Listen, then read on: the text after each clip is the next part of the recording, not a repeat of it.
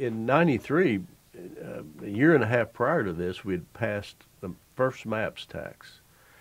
And we were still just in the very beginning stages of planning and development. Nobody knew what it was.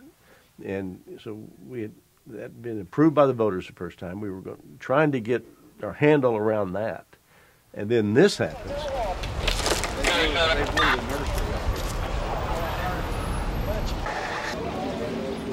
Here we had Bricktown and all that area that was, a lot of dilapidated buildings and that type of thing. We had this area of town that was on the fringe of being distressed. And if we allowed this part of town just to become another series of parking lots, we weren't going to have a downtown. Creating the memorial was the most important thing in this city that we could have gotten wrong. Because I think if we'd gotten it wrong, the repercussions would have been huge. But we didn't. We got it right.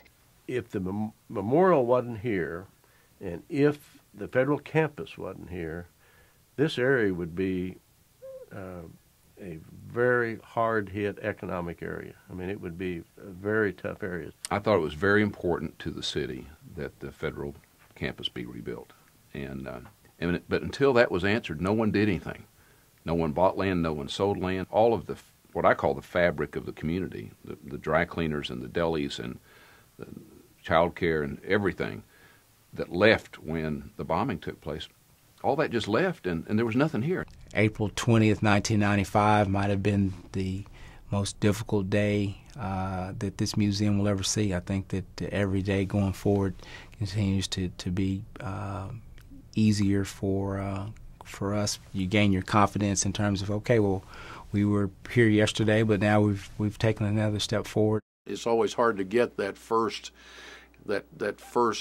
person or entity to step out, and in some ways you got to set the tone, because it was not just going to take $1 million gift, but it was going to take a lot of time, and it was going to take a lot of $1,000 gifts and a lot of others. But somehow someone had to step forward and say, we believe in what's happening here and we want to get started. As a result of this bombing, there was a complete coming together where we became a family, which then manifested itself in a number of initiatives later. There is no city in the country that has more people pulling on the same rope than we do. And it's a community that today it is expected that you will put the city's interest before your own, whether it's your own personal interest or your company's interest or whatever it is. The city comes first. The memorial has been a key into bringing life back to this part of the city and really to the city itself. And then the actions of the federal government in reestablishing their presence down here.